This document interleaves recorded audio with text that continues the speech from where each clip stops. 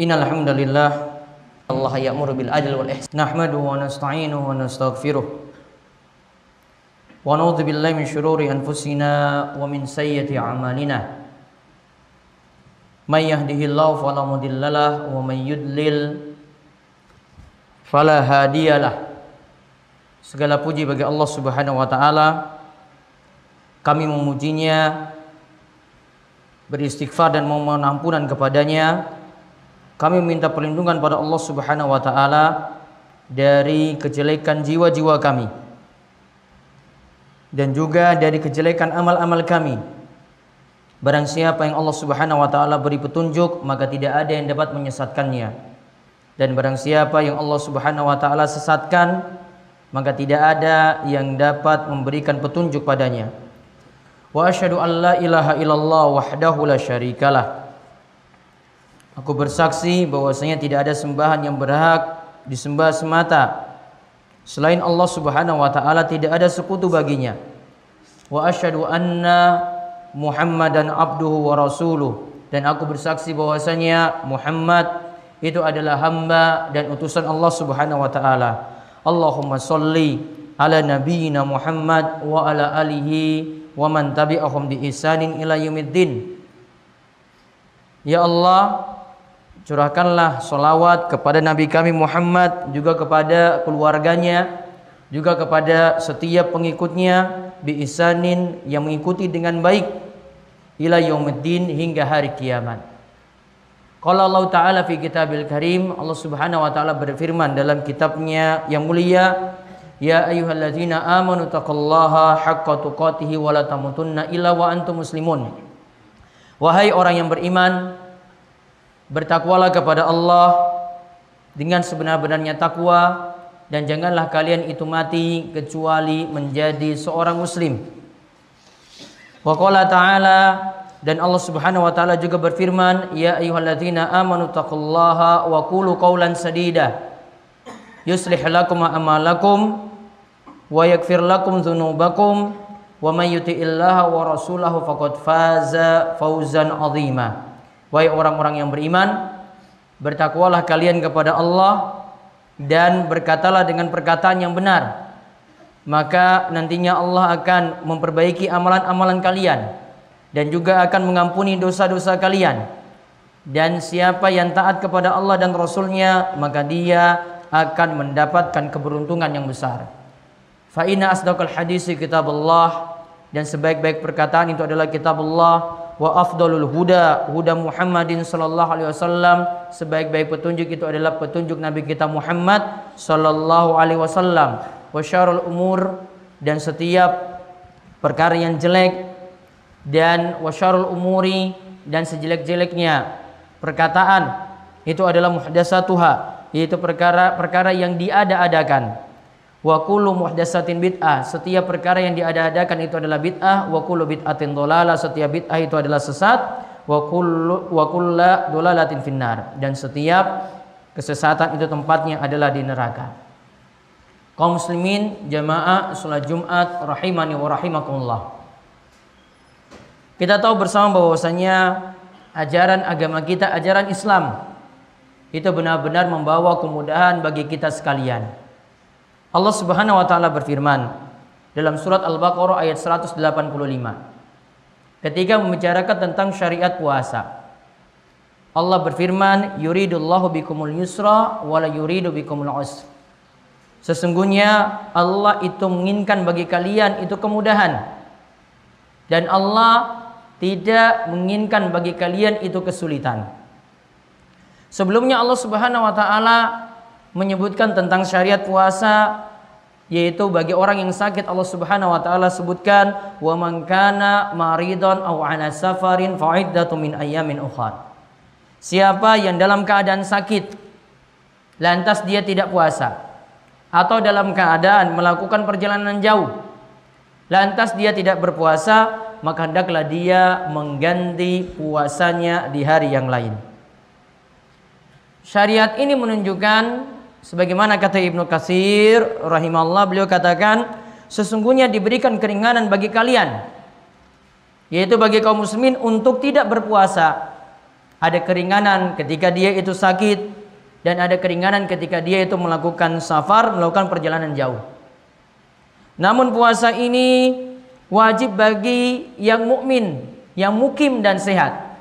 Ya, wajib bagi orang-orang yang tidak bersafar dan dia juga dalam keadaan sehat, wajib baginya untuk berpuasa. Itu semua adalah kemudahan dan rahmat Allah bagi kalian, yaitu bagi kaum muslimin. Maka kaum muslimin yang semoga senantiasa dirahmati oleh Allah Subhanahu wa taala, intinya dari ayat tadi, di dalam agama kita ada kemudahan terkait dengan masalah puasa dan amalan-amalan yang kita nantinya jalankan ketika kita menjalani puasa Ramadan. Di dalamnya itu ada berbagai macam kemudahan. Kita akan lihat beberapa kemudahan ini. Yang pertama yaitu kemudahan bagi orang sakit.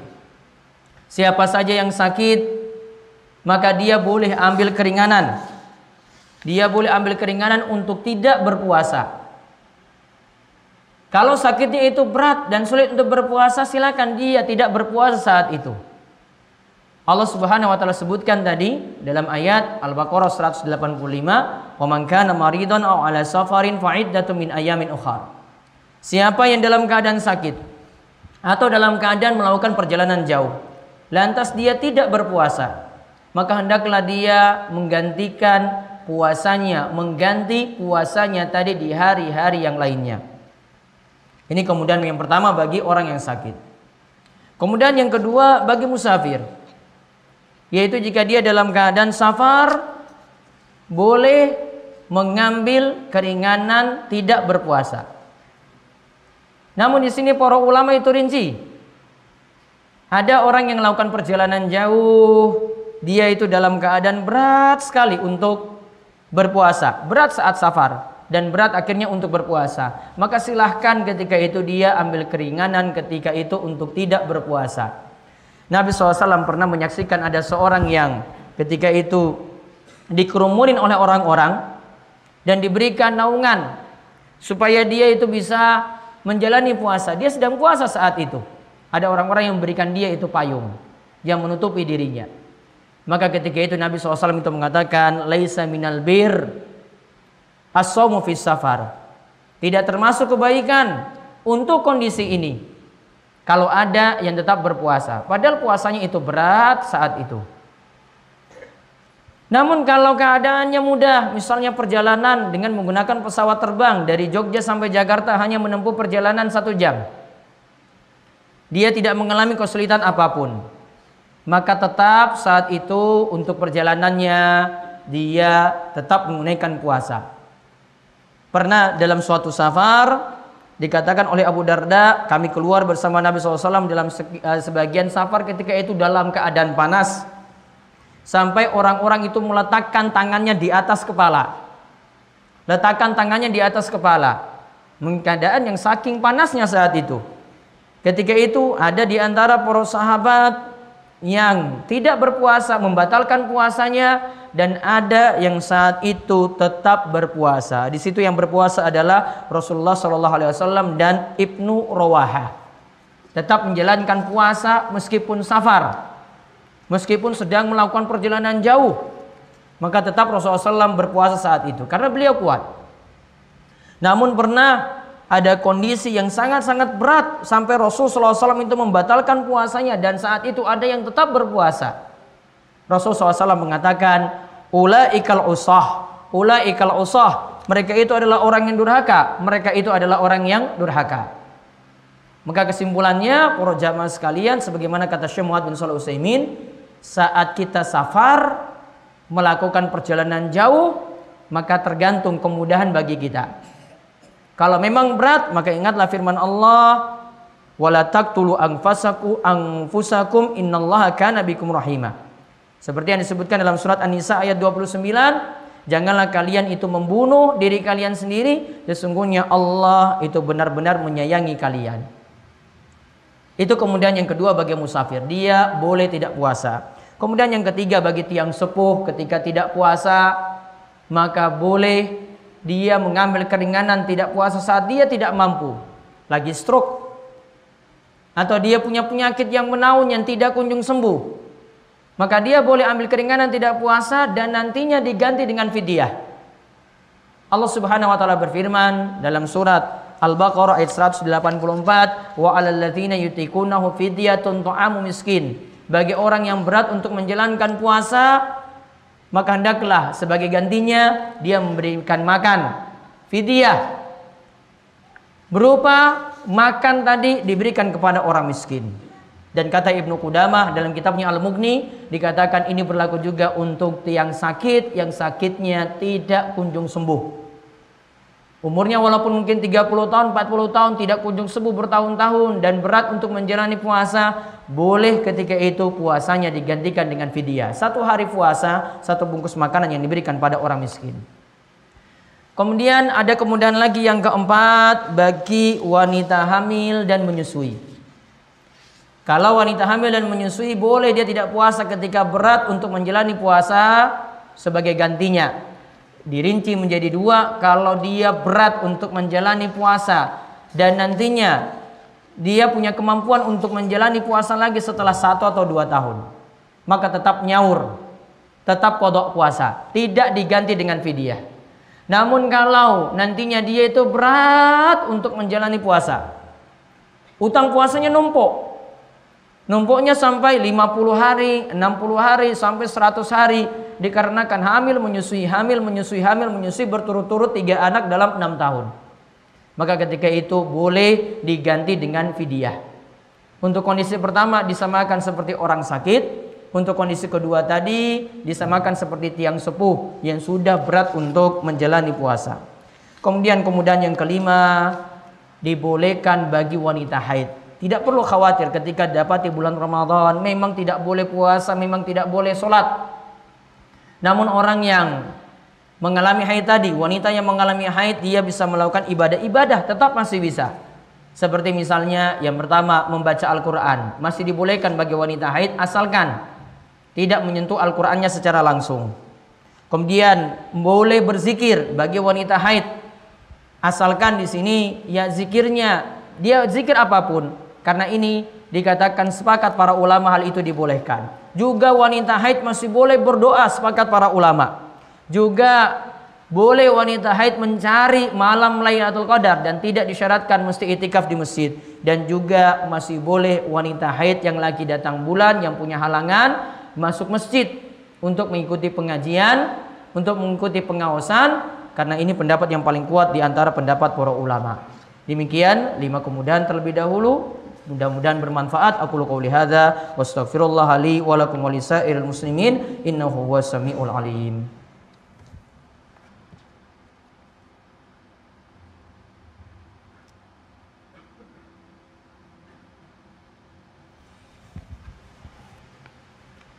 Alhamdulillahirabbil alamin. Segala puji bagi Allah Rabb semesta alam.